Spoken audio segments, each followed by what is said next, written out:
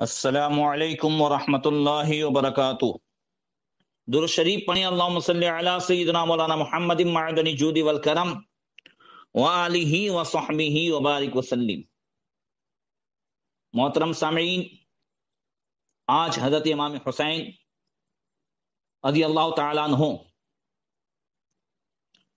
سے یزید کا بیعت کا مطالبہ اور یزید کی کچھ خرابیاں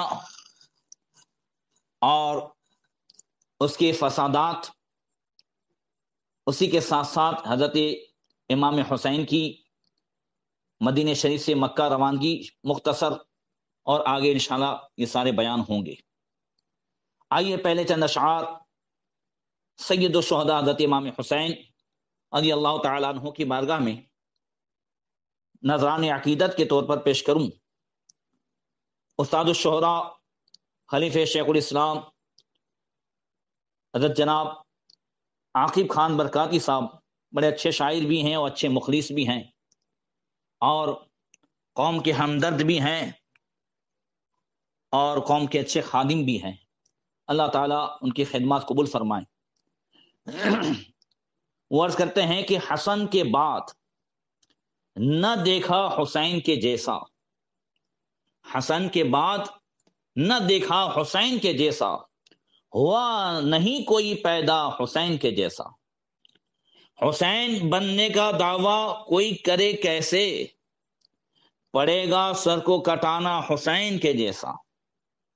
یزید وقت ابھی کانپ کانپ جائے گا، دکھائے تو کوئی جذبہ حسین کے جیسا۔ رضاؤ کاظمو سجاد باقر و جعفر، یہ اہل بیت کے جو امام ہیں ان کا تذکرہ۔ رضاؤ کاظم و سجاد باقر و جعفر، لگے ہر ایک کا چہرہ حسین کے جیسا۔ ان اہل بیت کے اماموں کے تعلق سے گزشتہ سال سورت میں اس موقع پر میری تفصیلی گفتگو ہوئی تھی۔ پھر سے یہ شعر سنیں انہیں سامنے رکھ کر کے کہ رضاؤ کاظمو، رضا سے مراد حضرت علی رضا رضی اللہ تعالیٰ عنہ اہل بیت کے 8ویں امام، جن کا مزار شریف ایران کے مشہد میں ہے۔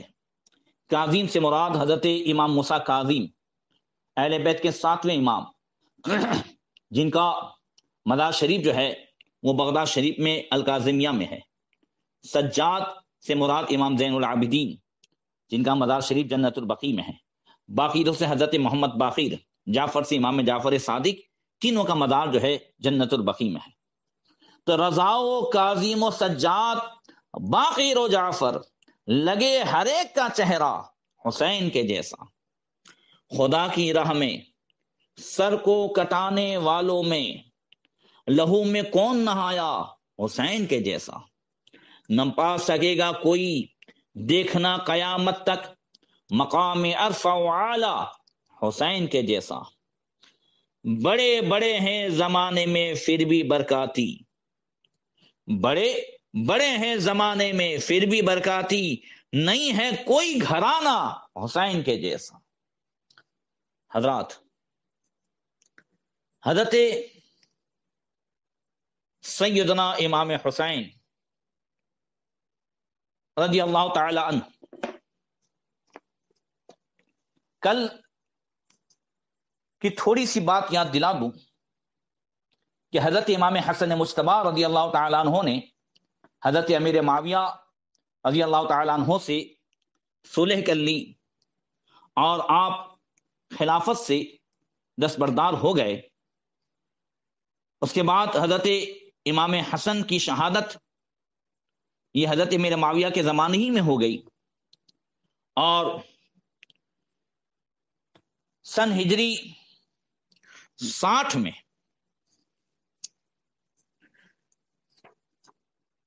حضرت امیر معاویہ رضی اللہ تعالیٰ عنہ کا وصال ہوا۔ حضرت امیر معاویہ رضی اللہ تعالیٰ عنہ کے وصال کے بعد یزید جب سن ہجری 60 میں 7 اپریل عیسوی سن 680 کو 34 سال کی عمر میں تخت حکومت پر بیٹھا، چند دن تو ماتمی لباس پہنا، پھر شاہانہ کر و فر کے ساتھ تخت پر آیا اور شراب کی صراحی وغیرہ ساتھ ملایا، اور اس کے دماغ میں یہ خبط سمایا کہ اپنی سلطنت کو ہر قسم کی خلش سے محفوظ کرنا میرا فرض اولین ہے۔ چنانچہ اس نے اپنی بیعت لینے کے لیے اطراف و ممالک سلطنت میں خطوط روانہ کیے، اور خاص کر وہ اس خبیث مرض میں مبتلا تھا کہ میری سلطنت میں سب سے بڑا کانٹا معاذ اللہ امام حسین ہے، نیز ان کے علاوہ حضرت عبداللہ بن زبیر، عبداللہ بن عمر وغیرہ بھی ہیں۔ اگر یہ حضرات میری بیعت قبول کر لیں تو ان کی پیروی سے تمام لوگ میری پیروی کر لیں گے۔ چنانچہ اس کام کے لیے مدینہ طیبہ کے اس وقت کے گورنر ولید بن عقبہ کو بذریعہ قاصد ایک خط روانہ کیا اور تاکید کی کہ جتنی جلدی ہو سکے حضرت امام حسین، حضرت عبداللہ بن عمر، حضرت عبداللہ بن زبیر سے میری بیعت لے لی جائے، اور جب تک بیعت نہ کر لیں انہیں قید رکھا جائے، ہرگز چھوڑا نہ جائے۔ اور بعض روایت میں یہ بھی ہے کہ یزید نے یہ بھی لکھا تھا کہ انفذ کتابی الیہم فمن لم یبایعک فانفذ الی براسی مع جواب کتابی ھذا، ان کے سامنے میرا خط پیش کرو، یعنی حضرت امام حسین وغیرہ کے سامنے، اور ان میں سے جو میری بیعت کا انکار کرے اس کا سر قلم کر کے میرے اس خط کے جواب کے ساتھ بھیج دو۔ اس روایت سے صاف ظاہر ہے کہ جو لوگ یہ کہتے ہیں کہ نہیں یزید معاذ اللہ رحمت اللہ تعالی علیہ، یزید اس کو رحمت اللہ علیہ بھی کہتے ہیں معاذ اللہ، انہوں نے تو صرف بیعت طلب کی تھی، بعد میں قتل کرنا اور یہ سب کرنا تو یہ ابن زیاد کا معاملہ تھا، اور ان کا تو کچھ ایسا نہیں تھا۔ یہ یزید کے اس خط کی اس لائن کو بغور سنیں اور پڑھیں، اور اس کے علاوہ بھی یزید کی اور جو شرارتیں اور جو اس کے دماغ میں جو بھوت سوار تھا کہ جن جن لوگوں نے میرے بیعت نہیں کی یا بیعت بعد میں توڑ دی، جس کا تذکر آگے کرتا ہوں، اور جو بعد میں اس نے مدینہ اور مکہ والوں کا جو حال کیا، ان سب سے ظاہر ہے کہ یزید یہ ان سب کے قتل میں مکمل طور سے 100% جو ہے وہ شامل تھا، اور اسی کی مرضی سے سب کچھ ہوا۔ بہرکیف یزید کا یہ خط پڑھ کر ولید بن عقبہ نے اپنے میر منشی مروان بن حکم سے مشورہ کیا۔ آپ سن چکے ہیں یہ نام، یہ مروان وہی شیطان ہے جس کی شرارت سے حضرت سیدنا عثمان ذو النورین رضی اللہ تعالیٰ عنہ کی شہادت ہوئی۔ اس نے ولید کو مشورہ دیا، مروان نے، کہ ان حضرات کو بلا کر صاف لفظوں میں یزید کی بیعت کا مطالبہ کریں، اور اگر بیعت کر لیں تو بہتر ہے، ورنہ اسی وقت انہیں قتل کر دیں۔ ولید بن عقبہ یہ صلح پسند طبیعت آدمی تھے اور خون ریزی و فساد کو پسند نہیں کرتے تھے۔ چنانچہ مروان بن حکم کی یہ بےہودہ گندی رائے سن کر ولید نے مروان کو سخت ملامت کی اور کہا، کم بخت، مجھے رسول اللہ صلی اللہ علیہ وسلم کے شہزادے کے قتل کا مشورہ دیتا ہے، نہ مجھ سے ایسا ہوگا اور نہ میں ایسا کر سکتا ہوں۔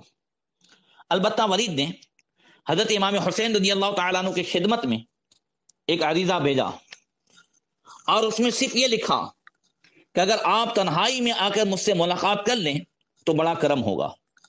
چنانچہ جس وقت ولید بن عقبہ کا قاصد حضرت سیدنا امام حسین رضی اللہ تعالیٰ عنہ کی خدمت اقدس میں پہنچا، رات کا وقت تھا، اس وقت حضرت امام حسین حضرت عبداللہ ابن زبیر رضی اللہ تعالیٰ عنہ کے ساتھ مسجد نبی شریف میں کچھ گفتگو فرما رہے تھے۔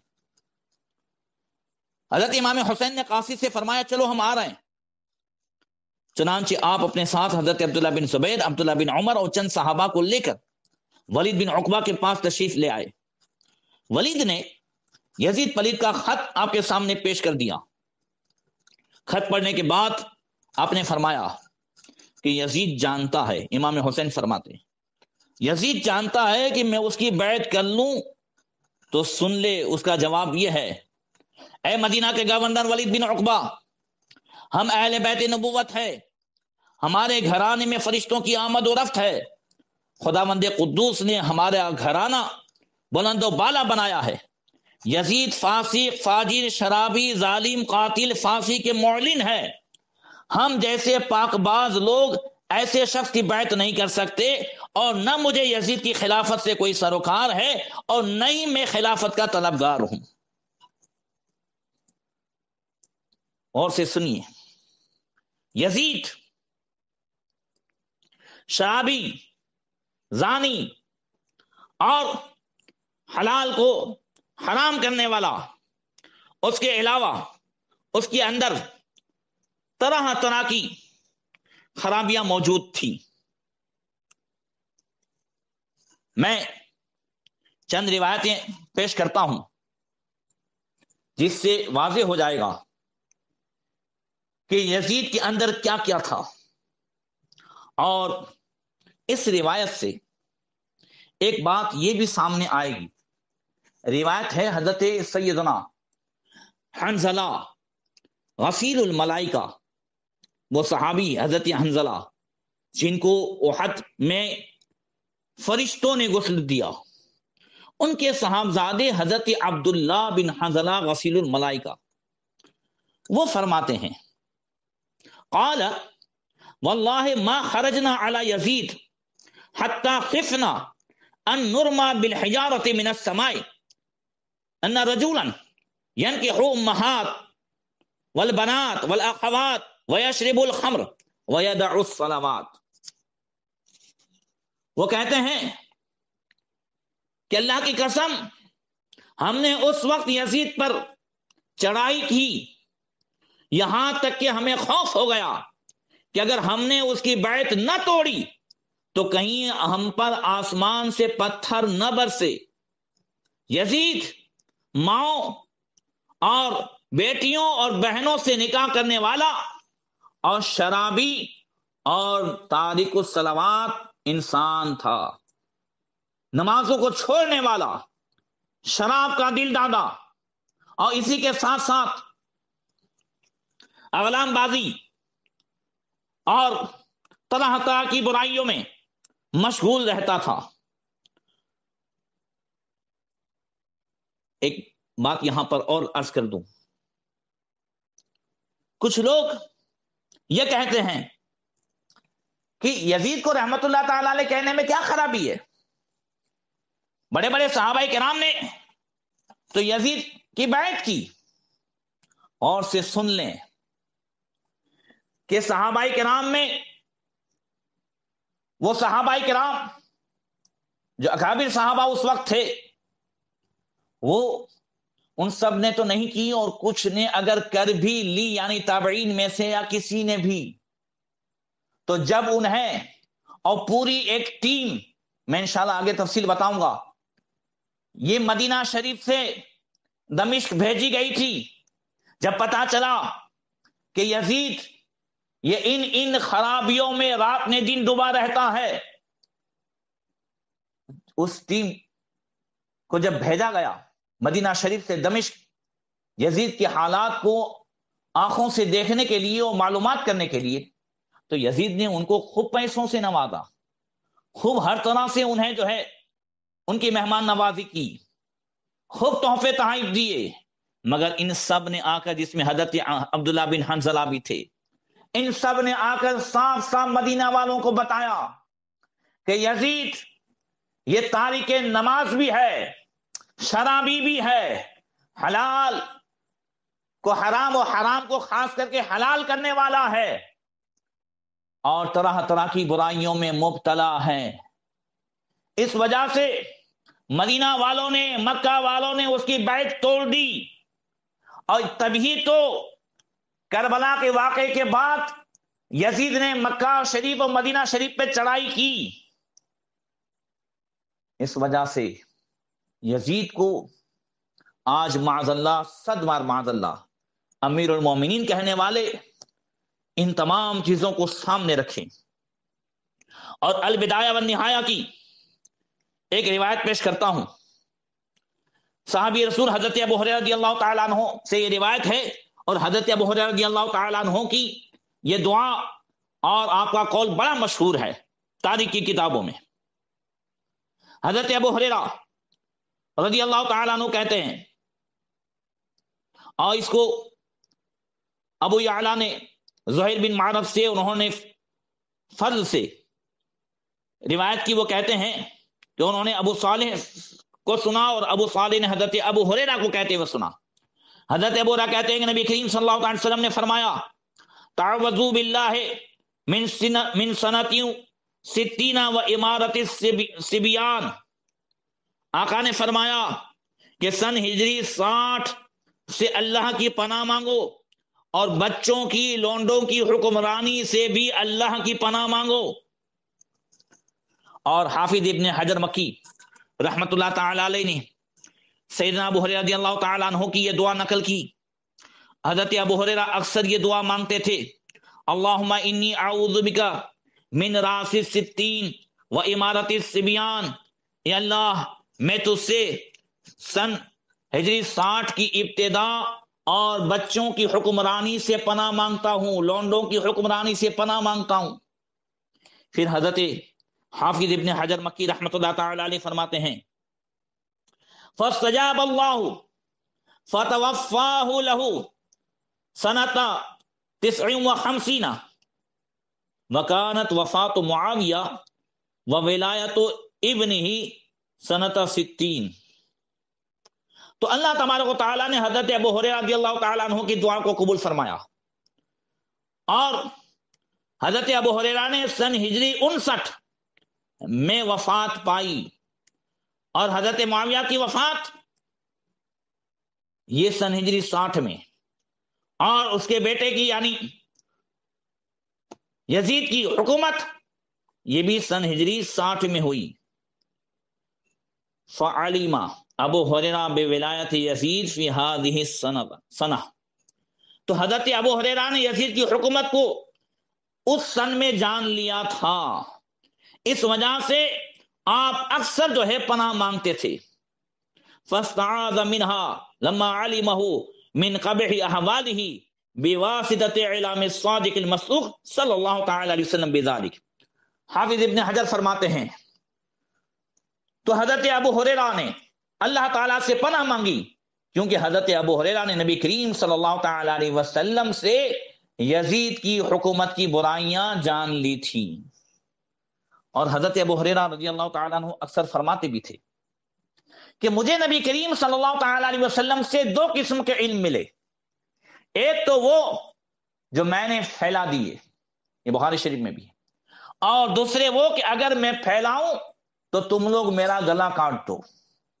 مگر حضرت ابو ہریرہ کبھی کبھی اشارتاً یہ ساری باتیں بیان کرتے تھے، جیسا کہ سن ہجری 60 کی ابتدا سے پناہ مانگنا، اور سن ہجری 60 میں لونڈوں کی حکومت سے پناہ مانگنا، یہ سب حضرت ابو ہریرہ نے نبی کریم صلی اللہ علیہ وسلم سے سن لیا تھا. تو یزید طرح طرح کی برائیوں میں مبتلا تھا. آؤ یزید کی مذمت میں بھی یہ اشعار سن لو. شاعر کہتا ہے کہ ناپاک اور نجیس تھی طبیعت یزید کی، گستاخ و بے ادب تھی جبلت یزید کی، حد سے گزر چکی تھی شرارت یزید کی، مشہور ہو چکی تھی خباثت یزید کی، بدکار اور فاسق و عاصم یزید تھا، بدخل اور جابر و ظالم یزید تھا.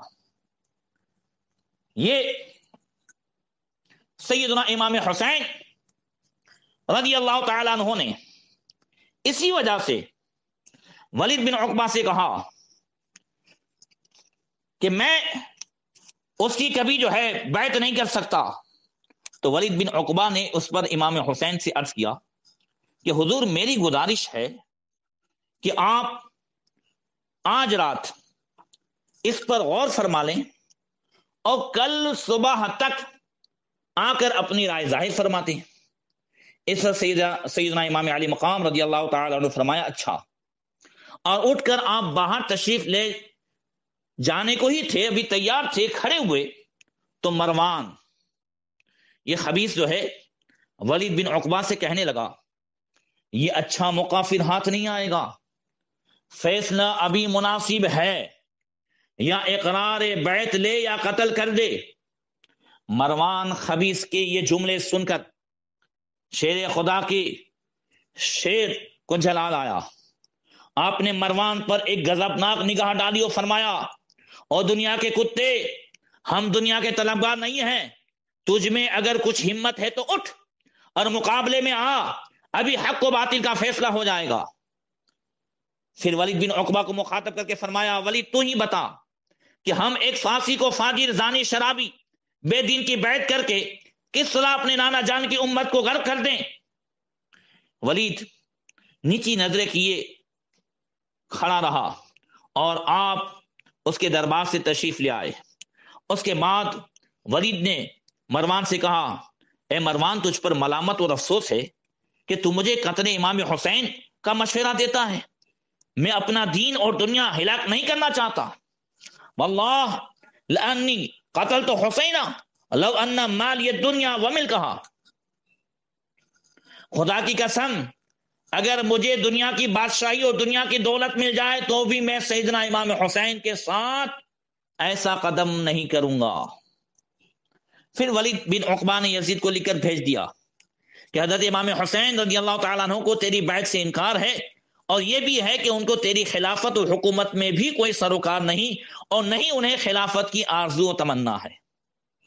اس کے بعد حضرت امام حسین رضی اللہ تعالیٰ عنہ نے گھر والوں سے مشورہ فرمایا اور صحابہ کرام سے مشورہ کر کے آپ مدینہ شریف سے مکہ شریف کے لیے روانہ ہو گئے۔ آپ نہیں چاہتے تھے کہ کوئی خون خرابہ ہو، اور دوسری بات کہ مکہ شریف یہ جو ہے وہ امن کا گہوارہ کہ زمانے جاہلیت میں کفار بھی جو ہے وہ حرم شریف میں قتل و غارت گری سے بچتے تھے۔ اس وجہ سے حضرت امام حسین اپنے گھر والوں کے ساتھ آپ مکہ شریف تشریف لے آئے۔ مدینہ طیبہ سے رحلت فرما کر جب آپ مکہ شریف کے لیے روانہ ہوئے، مکہ شریف میں پہلے ہی سے حضرت امام حسین کی خبر پہنچ گئی تھی۔ مکہ والوں نے شاندار والہانہ انداز میں جوگ جوگ آپ کا جو ہے استقبال کیا، اور آپ کے پاس آنے لگے اور زیارت سے مشرف ہونے لگے، اور وہاں کے ہر رہنے والے کی یہی حالت تھی جو زبان حال کسی شاعر نے اس کی عکاسی کی ہے، مرحبا سرور عالم کے پسر آئے ہیں، سیدہ فاطمہ کے لخت جگر آئے ہیں، گلے بوستان نبوت کے ثمر آئے ہیں، جن سے روشن ہے جہاں وہ قمر آئے ہیں، وہ قسمت کے چراغ حرمین آئے ہیں، اے مسلمانوں مبارک ہو کہ حسین آئے ہیں۔ اللہ اکبر، سبحان اللہ۔ سب سے پہلے حضرت عبداللہ بن زبیر رضی اللہ تعالیٰ عنہ یہ زیادہ تر مکہ شریف ہی رہتے تھے، تو آپ کی خدمت میں آئے، اور حضرت عبداللہ بن زبیر رضی اللہ تعالیٰ عنہ نے امام علی مقام سے ساری تفصیلات سنی۔ آپ اس وقت جو ہے مکہ شریف کے گورنر تھے۔ حضرت عبداللہ بن زبیر رضی اللہ تعالیٰ عنہ عرض کرتے ہیں امام حسین سے کہ حضور آپ اس وقت یہاں کے خلیفہ ہیں اور ہم سب حضور کے غلام ہیں، اور یہ حقیقت ہے کہ خلافت آپ کے اور آپ کے آب و اجداد کی شان ہے۔ آپ کے مقابلے میں یزید پلید کا کیا منہ کہ وہ تخت خلافت پر بیٹھے، اگر حضور کی مرضی ہو تو ہم تمام غلام یزید خبیث سے لڑنے کے لیے تیار ہیں۔ یہ سن کر حضرت امام حسین رضی اللہ تعالیٰ عنہ نے فرمایا وَتُرْبَةُ جَدِّي صلی اللہ علیہ وسلم لا اکون خلیفة یا عبد اللہ ولا اريد خلافة ولا اريد الا ان اسكن بمكة في داري بعشيرتي الى ان اموت كما كان جدي ساكنا بها وارعى اهلي وعشيرتي اشبع يوما واجوع ثلاثا حتى تنقضي مدتي۔ اے عبداللہ بن زبیر، قسم ہے مجھے اپنے جد امجد کی قبر منور کی، نہ میں خلیفہ ہوں گا نہ خلافت کا میرا ارادہ ہے، میں مکہ مکرمہ میں محض چند دن گزارنے کے لیے آیا ہوں، یہاں تک کہ مجھے موت آ جائے، اور میں اس طرح زندگی گزارنا چاہتا ہوں جیسے میرے نانا صلی اللہ تعالی علیہ وسلم نے ایک دن کھایا اور 3 دن فاقے سے رہے، یہاں تک کہ زندگی کی مدت عمر گزر جائے۔ سیدنا امام حسین رضی اللہ تعالیٰ عنہ نے حضرت عبداللہ بن زبیر کی گزارش پر انہی کے یہاں قیام فرمایا، اور حضرت عبداللہ بن زبیر رضی اللہ تعالیٰ عنہ ہر وقت آپ کی مرضی کا خیال رکھتے تھے۔ مکہ مکرمہ کے لوگ برابر حضرت امام حسین کی خدمت میں حاضر ہوتے رہتے، تحفے تحائف پیش کرتے، اور حضرت امام حسین سے خود بھی جو ہے علمی استفادہ کرتے اور برکتیں اٹھاتے تھے۔ ادھر کوفہ والوں کو جب معلوم ہوا، اور کوفہ والے تو حضرت امیر معاویہ رضی اللہ تعالیٰ عنہ کے زمانے ہی سے حضرت سیدنا امام حسین رضی اللہ تعالیٰ عنہ کی خدمت میں درخواستیں بھیج رہے تھے،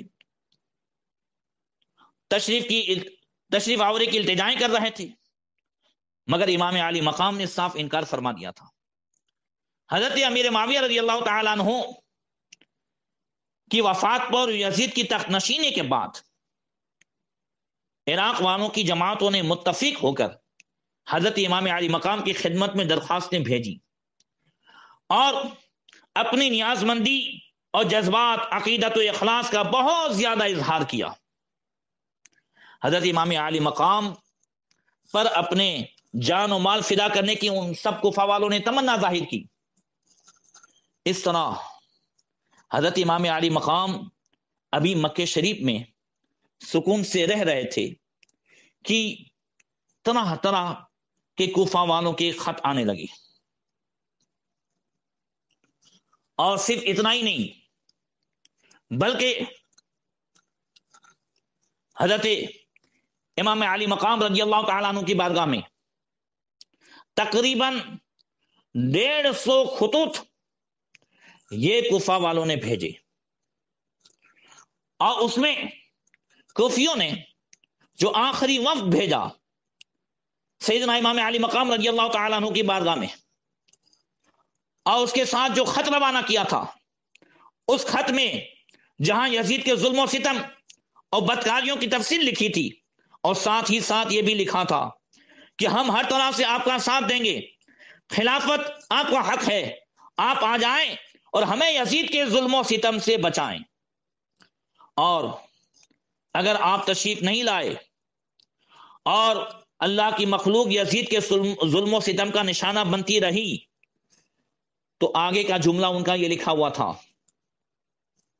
کہ ففی غدین بین یدی اللہ سبحانہ تعالی خاصمناک ونقول یا ربنا ظلمنا الحسین ورضی فیہا بالظلم والجور فی القضاء والحکم وجميع الخلائق يقولون ربنا خلص حقنا من الحسین فماذا تقول وما جوابک۔ کوفیوں نے آگے یہ بھی لکھا تھا، اے امام، کل قیامت کے دن اللہ تعالیٰ کی بارگاہ میں ہم آپ کا دامن پکڑیں گے، اور اللہ کی بارگاہ میں کہیں گے اے رب، حسین نے ہم پر ظلم کیا، اور حسین یزید کے ظلم پر راضی رہے، اور مخلوق خدا بھی کہے گی کہ اے رب، حسین سے ہمارا حق دلا۔ اس وقت آپ اللہ کی بارگاہ میں کیا کہیں گے اور آپ کا کیا جواب ہوگا؟ کوفیوں کی یہ تحریر پڑھ کر حضرت امام حسین خوف خدا سے رونے لگے، آپ کے رونگٹے کھڑے ہو گئے اور آپ کی آنکھوں سے آنسو جاری ہو گئے۔ اسی وجہ سے حضرت امام حسین نے پہلے حضرت امام مسلم اپنے چچا زاد بھائی حضرت مسلم بن عقیل کو کوفہ روانہ کیا، اور فرمایا کہ حالات کا جائزہ لیں، اور جیسے حالات ہوں مجھے اس کے مطابق خبر کریں۔ اب حضرت امام مسلم تشریف لے گئے، اور کوفیوں نے میں بہت شورٹ میں بتاتا ہوں کہ کوفیوں نے حضرت امام مسلم کا شاندار استقبال کیا. تقریباً ہزاروں لوگ، 40,000 لوگوں نے حضرت امام مسلم کے ہاتھ پر بیعت کی. کوفہ کے گورنر حضرت نعمان بن بشیر، یہ صحابی رسول، ان کے تعلق سے یزید کو بعض کوفیوں نے شکایتیں پہنچائیں. یزید نے عبید اللہ بن زیاد جو بصرہ کا گورنر تھا اور پھر اسے کوفہ کا بھی گورنر مقرر کیا، اور اس نے آ کر کے سختیاں کی.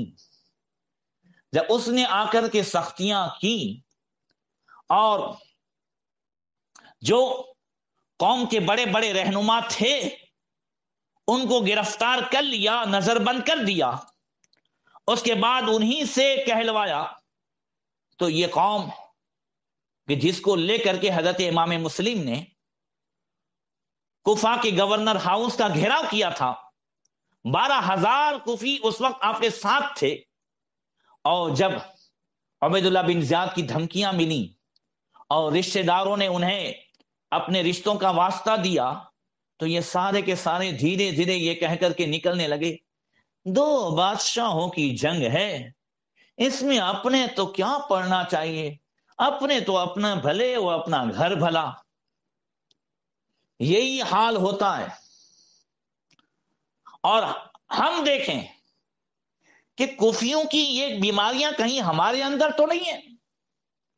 آج ہم میں سے بہت سارے لوگ، اور یاد رکھیں امام حسین کی یزید سے جو جنگ ہے وہ 2 بادشاہوں کی جنگ نہیں، وہ 2 نظریے کی جنگ تھی، وہ حق و باطل کی جنگ تھی، وہ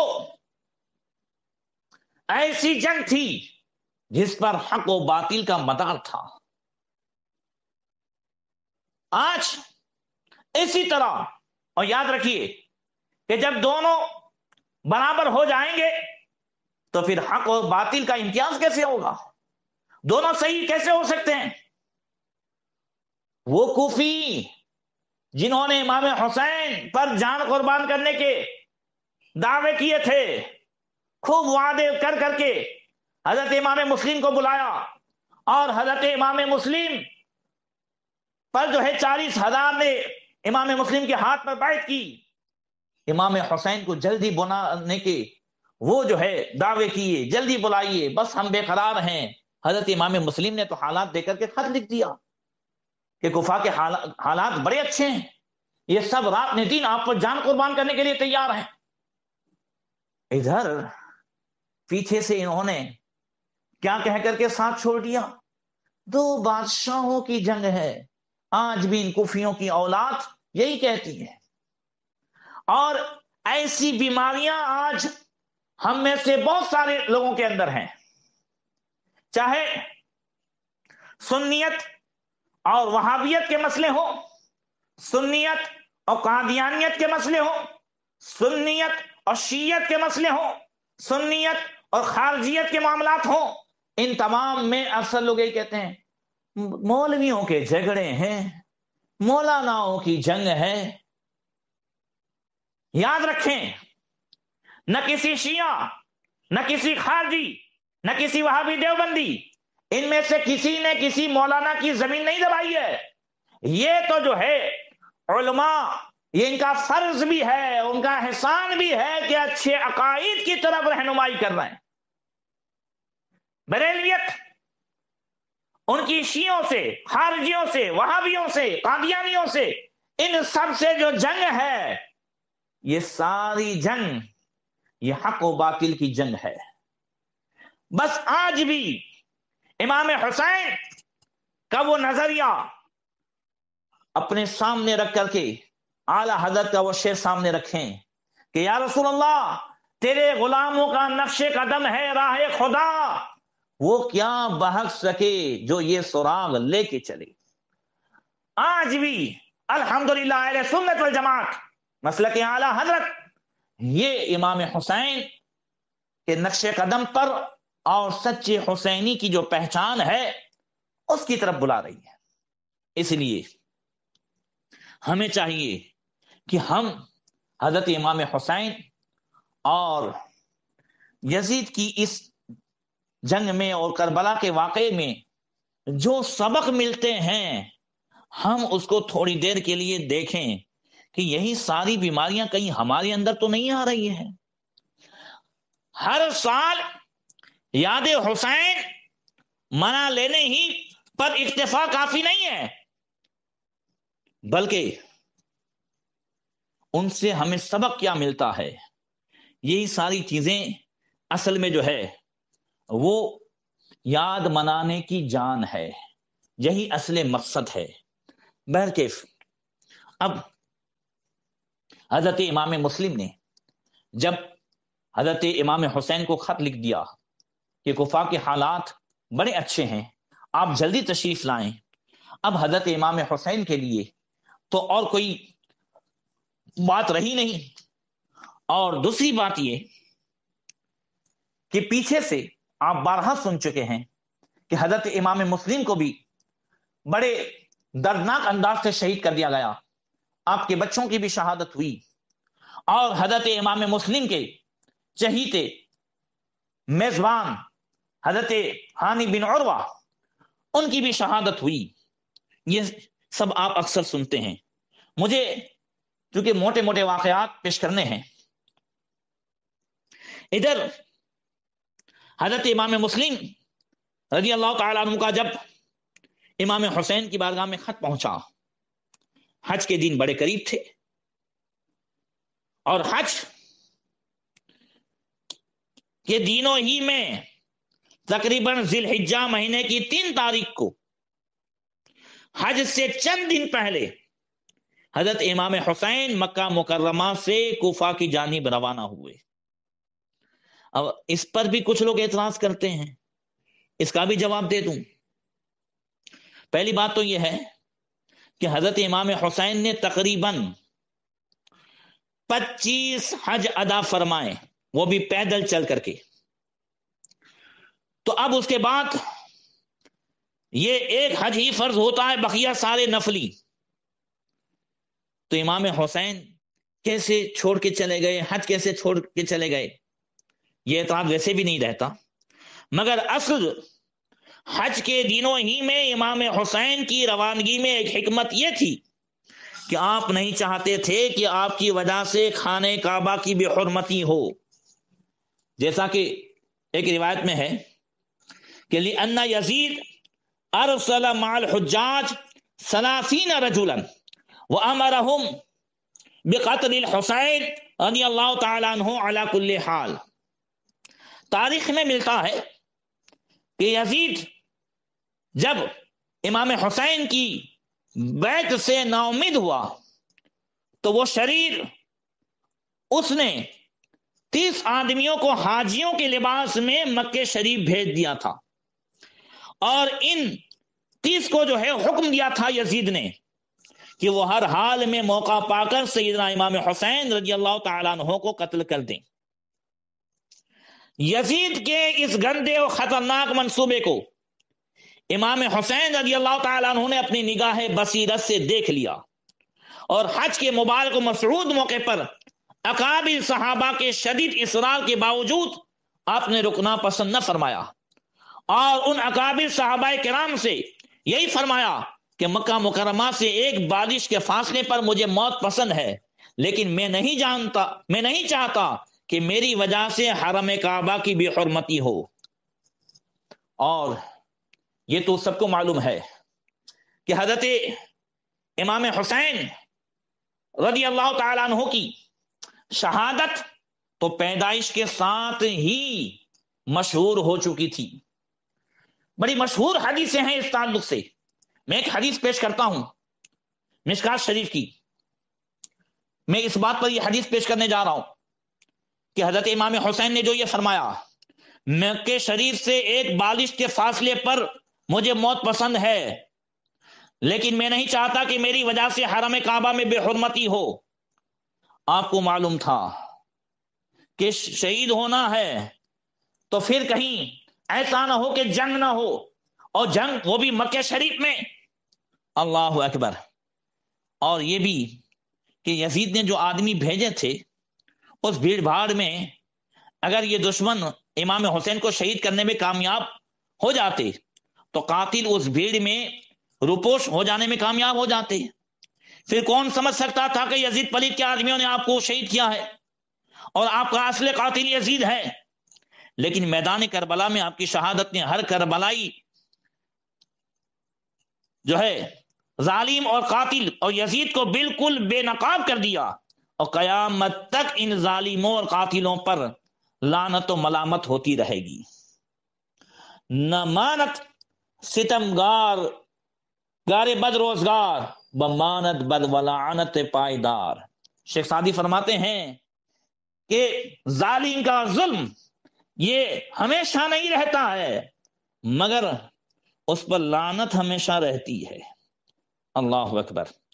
تو میں عرض یہ کر رہا تھا کہ حضرت امام حسین کی پیدائش کے ساتھ ہی آپ کی شہادت کی خبر بھی جو ہے وہ مشہور ہو گئی.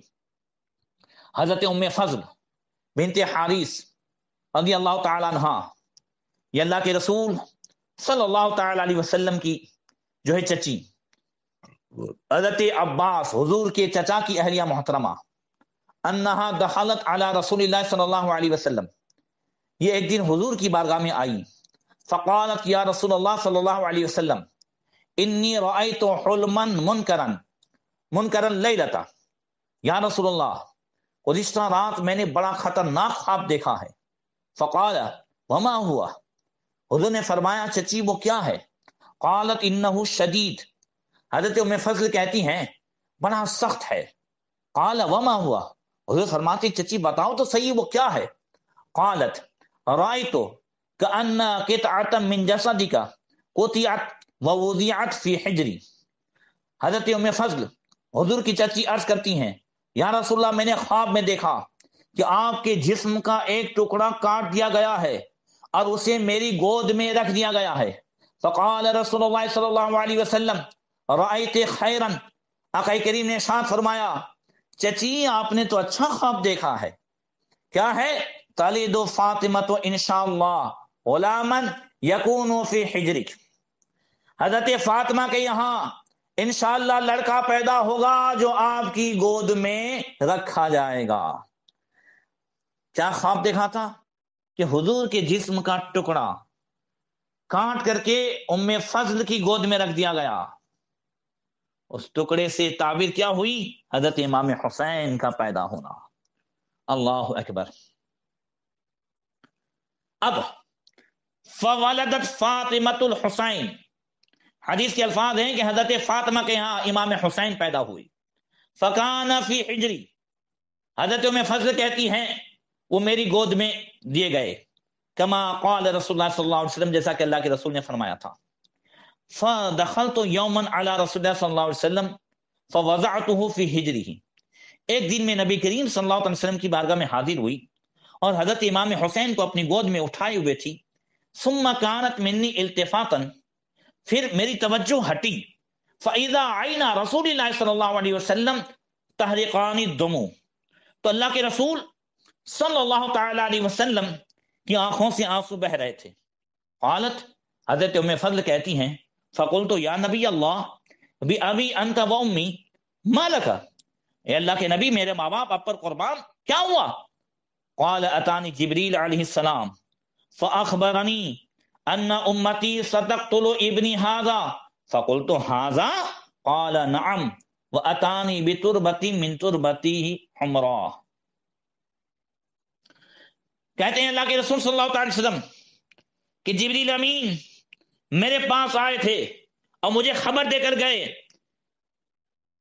کہ یا رسول اللہ آپ کے اس شہزادے کو آپ کی امت شہید کر دے گی. حضرت ام فضل کہتی ہیں میں نے پوچھا اس شہزادے کو جو میری گود میں؟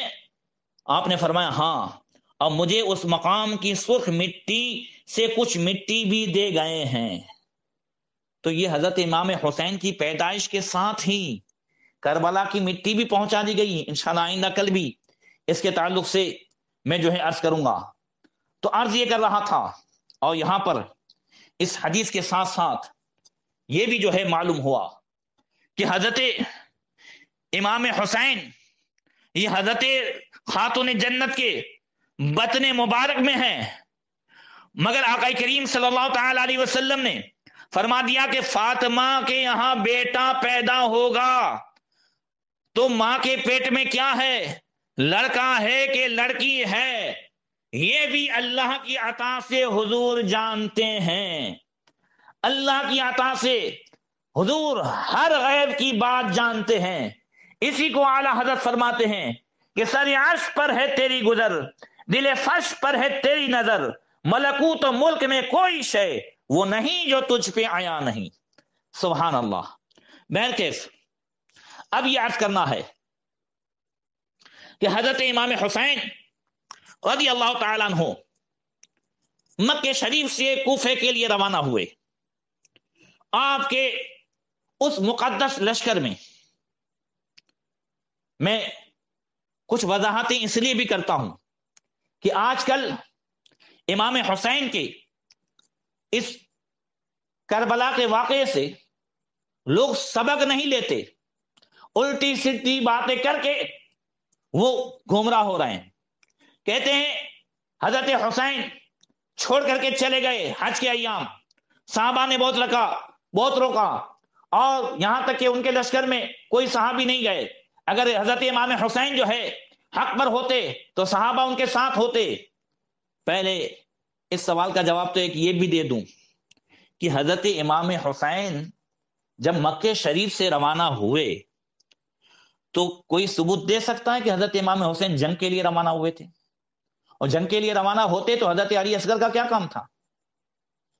یہ عون محمد اور ساتھ میں پردہ نشین وہ خواتین اور بچے، ارے کوفہ والوں نے بلایا تھا، اور حضرت امام حسین امام مسلم کے اس خط پر جب آپ کو اطمینان ہوا تو آپ تشریف لے گئے، تو کوفہ جا رہے تھے۔ کربلا میں ٹھہرنا اور سب تو جو ہے بعد میں پیش آیا، مگر اس کے باوجود بھی حضرت امام حسین کے اس لشکر میں صحابہ کرام میں سے حضرت مسلم بن عوسدہ اسدی، حضرت ظاہر بن عمر اسلمی کندی، حضرت صبیب بن عبداللہ، حضرت عبد الرحمن بن عبد رب، حضرت عمار بن ابی سلامہ، حضرت مسلم بن کثیر، حضرت حبیب بن مظاہر، حضرت انس بن حارث اسد الکاہلی رضی اللہ تعالیٰ عنہ مجمعین، یہ جو ہے صحابہ کرام تھے۔ اور ظاہر بات ہے کہ یہ سارے صحابہ جو امام حسین کے لشکر میں تھے، جن کی سب کی عمریں 50 سے زیادہ ہی ہوں گی، اس لیے کہ کربلا شریف کا یہ واقعہ یہ سن ہجری 60 میں یہ سفر ہوا ہے، اور سن ہجری 61 میں واقعہ پیش آیا ہے حضرت امام حسین کی شہادت کا، تو پتا چلا کہ یہ سب 50 سے زیادہ ہی عمر کے ہوں گے۔ اور اسی طرح امام حسین کے لشکر میں تابعین کا بھی گروہ تھا، حضرت مجمع بن عبداللہ، حضرت خبادہ بن حارث، حضرت جندب بن جمیر، حضرت امیہ بن سعد، حضرت جبلہ بن علی، حضرت حارث بن عجلان، حضرت حلاس بن عروہ، حضرت شہیب بن عبداللہ، حضرت قاصد بن زہید، حضرت نعمان بن عمرو، حضرت نعیم بن عجلان، حضرت ابو ثمامہ، اور ان کے علاوہ بہت سارے جو ہے تابعی بھی تھے۔ امام حسین کے لشکر میں قرآن کے حافظ و قاری بھی تھے، حضرت عبد الرحمن بن عبد رب، حضرت حنظلہ بن سعد، اور ایک ترکی غلام، اور حضرت کنانہ بن عتیق، حضرت نافع بن ہلال، حضرت بریر بن حضیر، یہ سب جو ہے یہ حافظ و قاری تھے، جس میں حضرت بریر رضی اللہ تعالیٰ عنہ تو زینت القراء کے نام سے مشہور تھے، اور آپ کوفہ میں بچوں کو تعلیم بھی دیتے تھے۔ اور حضرت امام حسین کے لشکر میں علماء و فضلاء بھی تھے۔ آج یہ بھی کہا جاتا ہے کہ کوئی وہاں عالم نہیں گیا، کوئی فاضل نہیں گیا۔ سنو حضرت حفصہ بن قیس، حضرت سواد ابن عقبی، حضرت عبد الرحمن، حضرت نافع بن ہلال، حضرت شعیب بن عبداللہ، حضرت مسلم بن عوسدہ اسدی، حضرت ظاہر بن عمر، حضرت حبیب بن مظاہر، اور حضرت انس بن حارث، یہ سب اپنے زمانے کے علماء، فضلاء و فقہاء تھے۔ ان کے علاوہ بھی مردان شجاعت امام حسین کے جو لشکر میں 72 کی تعداد، یہ سب حضرت امام حسین رضی اللہ تعالیٰ عنہ کے لشکر میں تھے۔ تو عرض یہ کرنا ہے کہ حضرت امام علی مقام رضی اللہ تعالیٰ عنہ روانہ ہوئے، اور جب حضرت امام حسین راستے میں تھے تو ادھر حضرت عبداللہ ابن عباس، حضرت عبداللہ ابن عمر، حضرت جابر، حضرت ابو سعید خدری، ان تمام صحابہ کرام نے حضرت امام حسین کو کوفیوں کے تعلق سے بتایا بھی تھا، یہ بات میں عرض کر دوں رہ گئی تھی، مگر حضرت امام علی مقام رضی اللہ تعالیٰ عنہ نے فرمایا کہ آپ حضرات کوفیوں کے تعلق سے جو کچھ بھی کہتے ہیں، ان کی بدعہدی، ان کی دغابازی یہ بڑی مشہور ہے، کوفی لا یوفی، ان کا کوئی اعتبار نہیں، میں سب جانتا ہوں، مگر جب وہاں سے یہ خط آ گیا ہے تو اب اس پر جو ہے حتمی یہ فیصلہ بھی نہیں کیا جا سکتا کہ وہ بے وفائی کریں گے۔ اور دوسری بات حضرت امام علی مقام نے فرمایا کہ آپ لوگ جو کچھ کہہ رہے ہیں یہ میں بھی جانتا ہوں، مگر اس سفر میں ایک زبردست راز ہے جس کی وجہ سے میں مجبور ہوں کہ میں اس سفر کو ملتوی نہیں کر سکتا، اور وہ راز یہ ہے کہ میں نے اپنے والد ماجد سید السادات مولا کائنات مولا علی کرم اللہ تعالی وجہ الکریم کو فرماتے ہوئے سنا کہ نبی کریم صلی اللہ تعالی علیہ وسلم نے ارشاد فرمایا کہ مکہ مکرمہ میں ایک بکری ذبح کی جائے گی، اس کے ذبح ہونے کی وجہ سے خانہ کعبہ کی بھی حرمتی ہوگی، میں اسی دن سے ڈر رہا ہوں کہ وہ بکری میں نہ بنوں۔ ایک روایت میں مینڈے کا ہے کہ وہ مینڈا میں نہ بنوں، اس لیے میں مکہ مکرمہ سے سب سے پہلے نکل جاتا ہوں تاکہ جو کچھ ہو باہر ہو اور میرے سبب خانے کعبہ کی بے حرمتی نہ ہو۔ اس وجہ سے حضرت امام حسین 3 ذی الحجہ سن ہجری 60 کو اپنے اہل بیت اور دیگر متعلقین کل 82 آدمیوں کو ہمراہ لے کر کوفہ کی جانب روانہ ہو گئے۔ اب مکہ مکرمہ سے یہ اہل بیت کا اور امام حسین کے ساتھیوں کا یہ چھوٹا سا قافلہ روانہ ہوتا ہے۔ اللہ اکبر۔ جب سفر کے دوران امام حسین ذات عرق کے مقام پر بشیر بن غالب اسدی جو کوفہ سے مکہ مکرمہ آتے ہوئے آ رہے تھے، امام علی مقام نے ان سے کوفہ والوں کے حال پوچھے تو انہوں نے عرض کیا، حضور کوفہ والوں کے دل آپ کے ساتھ ہیں اور تلواریں بنو امیہ کے ساتھ ہیں، اور اللہ تعالیٰ جو چاہتا ہے کرتا ہے، یفعل اللہ ما یشاء۔ حضرت امام علی مقام رضی اللہ تعالی عنہ فرمایا تم سچ کہتے ہو۔ اس کے بعد حضرت امام علی مقام نے سفر کرتے ہوئے صفا منزل پر پہنچے، یہاں فضلک شاعر ملے جو کوفہ سے آ رہے تھے۔ امام علی مقام نے ان سے کوفہ والوں کا حال پوچھا، انہوں نے جواب دیا، حضور کوفیوں کے دل تو آپ کے ساتھ ہیں مگر تلواریں بنی امیہ کے قبضے میں ہے۔ حضرت امام علی مقام نے بطن روما جب جگہ پر پہنچے تو حضرت قیس بن مسحر کو ایک خط دے کر مصلحتاً کوفہ روانہ کیا۔ اس میں یہ لکھا کہ اے کوفہ والو، مسلم بن عقیل کا خط ہمیں ملا جس سے معلوم ہوا کہ تم ہمارے متمنی ہو، لہذا میں عنقریب تمہارے پاس آ رہا ہوں۔ جب حضرت قیس بن مسحر اب حضرت امام حسین کا خط لے کر چلے مقام قادسیہ پر، حسین بن نمیر کو بڑے لشکر کے ساتھ پڑاؤ ڈالے دیکھا۔ جب سبب معلوم کیا تو بتایا گیا کہ کچھ جاسوسوں کے ذریعے سے ابن زیاد کو معلوم ہو چکا ہے کہ امام علی مقام مکہ مکرمہ سے کوفہ کے لیے روانہ ہو چکے ہیں، تو عبید اللہ بن زیاد کے حکم سے سب راستوں پر تجربہ کار سپاہیوں کی چوکیاں بٹھا دی گئی ہے۔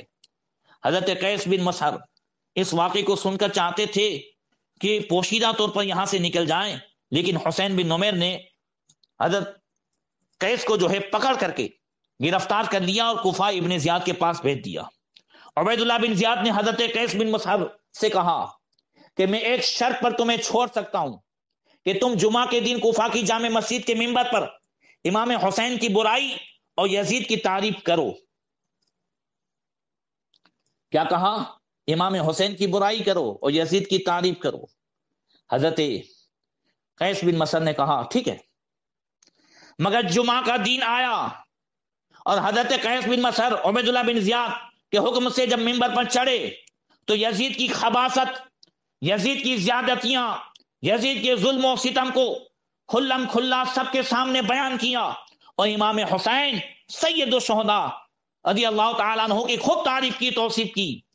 عبید اللہ بن زیاد نے غصے میں آ کر حضرت قیس بن مسہر کو چھت پر چڑھوا کر تیسری منزل سے گرا کر شہید کر دیا. یہ چاہتا تھا کہ امام حسین کے اس غلام سے حسین کی برائی اور یزید کی تعریف کروا لے. حضرت قیس نے شہادت منظور کر لی مگر امام حسین کی برائی نہیں کی. اللہ اکبر. حضرت استاد زمن فرماتے ہیں باغ جنت کے ہیں بہرے، مدح خان اہل بیت، تم کو مزدہ نار کا اے دشمنان اہل بیت. امام علی مقام جب وہاں سے آگے بڑھے تو آگے بطن ذی روما سے آگے بڑھے تو ایک کنویں پر حضرت عبداللہ ابن متی سے ملاقات ہوئی. انہوں نے جب آپ کو دیکھا تو آپ کے پاس آئے، پوچھا اے ابن رسول، آپ پر میرے ماں باپ قربان، آپ کہاں تشریف لے جا رہے ہیں؟ حضرت امام حسین نے اپنے سفر کا مقصد بیان کیا تو عبداللہ بن متی نے کہا اے ابن رسول، آپ کو حرمت اسلام، حرمت قریش اور حرمت عرب کا واسطہ دیتا ہوں، آپ کوفہ نہ تشریف لے جائیں، وہاں آپ یقینا شہید کر دیے جائیں گے. آپ نے فرمایا لن یصیبنا الا ما کتب اللہ لنا، ہمیں ہرگز کوئی تکلیف نہیں پہنچے گی مگر وہی جو اللہ نے ہمارے لیے لکھ دی ہے. اس کے بعد حضرت امام علی مقام جب زرود مقام پر پہنچے تو بلندی پر ایک خیمہ لگا ہوا نظر آیا. حضرت امام حسین نے معلوم کرایا تو معلوم ہوا کہ حضرت زہیر بن قین بجلی جو حج کر کے آئے ہیں اور کوفہ جا رہے ہیں. حضرت امام حسین رضی اللہ تعالیٰ عنہ نے انہیں بلوایا. جب وہ آئے اور قافلہ اہل بیت کا منظر دیکھا تو اچانک انہیں ایک بات یاد آ گئی اور ان کا چہرہ خوشی سے چمکنے لگا. اپنے ساتھیوں سے کہا میرا خیمہ امام علی مقام رضی اللہ تعالیٰ عنہ کے خیمے کے پاس لگا دو. پھر اپنے ساتھیوں سے فرمایا جسے شہادت کی تمنا ہو میرے ساتھ رہے اور جو گھر جانا چاہے وہ چلا جائے. پھر اپنی بیوی صاحبہ کو بلا کر کہا میں امام پاک کے ساتھ جا رہا ہوں، زندگی کا اب اعتبار نہیں، لہذا تم میرے مال میں سے جتنا چاہو لے لو اور اپنے ماں باپ کے گھر چلی جاؤ. بی بی صاحبہ نے روتے ہوئے عرض کیا آپ امام علی مقام کی خدمت کے لیے ان کے ساتھ جا رہے ہیں تو میں سیدہ فاطمہ زہرا رضی اللہ تعالی عنہا کی صاحبزادیوں کی لونڈی بن کر چلوں گی. جب امام علی مقام اور آگے بڑھے تو ایک منزل پر بعض لوگوں نے اس کا نام منزل شقوق اور بعض نے ثعلبہ بتایا. ایک شخص کوفے سے آتے ہوئے ملے، آپ نے انہیں تنہائی میں بلا کر کوفے والوں کا حال پوچھا. انہوں نے حضرت امام مسلم، حضرت ہانی کی شہادت کا واقعہ سنایا. ان حضرات کے سروں کو شہید کر کے انہیں دمشق بھیج دیا گیا ہے، ان کے سروں کو. حضرت امام حسین نے سنتے ہی انا للہ و انا الیہ راجعون کہا. مقام زرود میں زہیر بن قین بجلی جو ملے تو انہیں جو بات یاد آئی تھی وہ بات کیا تھی؟ جب ان کی بیوی نے پوچھا کہ پہلے تو امام حسین کے پاس جانے میں کوئی اتنی دلچسپی نہیں تھی، اب یہ اتنا جذبہ کیسے پیدا ہو گیا؟ کہا مجھے یاد آ گیا کہ ہم لوگ ایک جنگ میں تھے، حضرت سلمان فارسی رضی اللہ تعالیٰ عنہ صحابی رسول اس کے جو ہے سپہ سالار تھے. جب اللہ نے فتح عطا فرمائی، مال غنیمت وہ تقسیم کر رہے تھے تو انہوں نے کہا کہ اس جنگ میں فتح اور مال غنیمت سے اے لوگوں تمہیں خوشی ہوئی؟ ہم لوگوں نے کہا بہت خوشی ہوئی. تو حضرت سلمان فارسی نے میری طرف دیکھ کر کے کہا کہ تمہیں ایک موقع ایسا ملے گا کہ تم نواز رسول امام حسین کے ساتھ ہوں گے اور تمہیں ان کے قدموں میں جان قربان کرنے کا شرف ملے گا تو تمہیں اس سے بھی زیادہ خوشی ملے گی. کہا وہی موقع آج مل رہا ہے. اللہ اکبر. بلکہ امام مسلم کی شہادت کی خبر ملی. یہاں سے امام علی مقام اب جو ہے آگے بڑھے اور پھر عبید اللہ بن زیاد کی طرف سے 1000 لشکر کو لے کر کے امام حسین کا راستہ روکنے کے لیے نکلے تھے. پھر آگے کیا ہوا آئندہ کل انشاءاللہ تعالی اس پر گفتگو ہوگی۔ اللہ تبارک و تعالی ہمیں امام علی مقام رضی اللہ تعالی عنہ کے فیضان سے مالا مال فرمائے۔ حضرات، میں یہاں پر عاشورے کا دن تو پرسوں ہے، مگر عاشورہ اللہ کے رسول صلی اللہ علیہ وسلم نے بھی منایا، صحابہ کرام نے بھی منایا۔ عاشورے کے دن انبیاء کرام کو اللہ تعالیٰ نے انعامات بھی عطا فرمائے، لہذا ہم عاشورے کا دن ایسے منائیں جیسا کہ اللہ کے رسول صلی اللہ علیہ وسلم نے منایا، جو حضرت امام حسین کو جو پسند، جو اللہ کو پسند، اس کے محبوب کو پسند۔ مشکات شریف کی حدیث ہے کہ حین صام رسول اللہ صلی اللہ تعالی علیہ وسلم یوم عاشورہ وامر بالصیام، حضرت عبداللہ ابن عباس کہتے ہیں کہ نبی کریم صلی اللہ تعالی علیہ وسلم نے عاشورے کے دن روزہ رکھا اور ہمیں روزہ رکھنے کا حکم بھی فرمایا۔ صحابہ کرام نے عرض کی، یا رسول اللہ انہ یوم یعظمہ الیہود والنصارى، کہ عاشورے کا دن وہ ہے کہ اس دن یہود و نصارہ یہ روزہ رکھتے ہیں۔ یہودی تو اس معنی کر کے کہ اللہ تبارک و تعالیٰ نے حضرت موسیٰ علیہ السلام کو فرعونیوں سے نجات دی، موسیٰ علیہ السلام اور بنی اسرائیل کو فرعونیوں سے نجات دی، اور فرعون اور فرعونیوں کو دریا میں جو ہے ڈبو دیا۔ وہ دن عاشورے کا دن تھا تو یہودی اسے مناتے تھے، تو یا رسول اللہ یہودی اس کی تعظیم کرتے ہیں۔ فقال رسول اللہ صلی اللہ تعالی علیہ وسلم لئن بقیت الی قابل لأصومن التاسع، تو حضور نے فرمایا کہ اگر انشاءاللہ آئندہ سال میں زندہ رہا تو میں 9ویں کا بھی روزہ رکھوں گا اور 10ویں کا بھی روزہ رکھوں گا۔ اس طرح ان کی مخالفت بھی ہو جائے گی اور عاشورہ کا دن بھی جو ہے وہ منا لیا جائے گا۔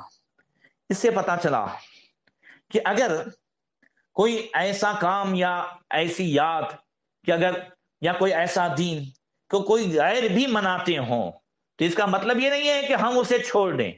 آج وہاں بھی یہ فتویٰ دیتے ہیں کہ چونکہ محرم میں شربت سبیل اور محرم کی محفلیں یہ شیعہ بھی کرتے ہیں، اس وجہ سے سنیوں کو نہیں کرنی چاہیے۔ نہیں، بلکہ سنیوں کو ان سے بہتر اور اس اچھے طریقے سے کرنی چاہیے جو طریقہ اللہ رسول کو پسند ہے اور جو شریعت میں رائج ہے۔ اللہ کے رسول صلی اللہ علیہ وسلم سے عرض کیا گیا، یا رسول اللہ عاشورے کا دن تو یہودی مناتے ہیں، حضور نے فرمایا آئندہ سال سے ہم 9 اور 10 دونوں منائیں گے، 2 روزہ رکھیں گے۔ تو آئندہ کل 9 بھی ہے، پرسوں 10 ہے، تو ہم روزہ رکھیں۔ اللہ کے رسول صلی اللہ علیہ وسلم نے ارشاد فرمایا، یہ مسلم شریف اور مشکات شریف کی حدیث ہے کہ سیام یوم عاشورہ احتسب علی اللہ ان یکفر السنۃ التي قبلہ، حضور نے فرمایا کہ عاشورے کے دن کا روزہ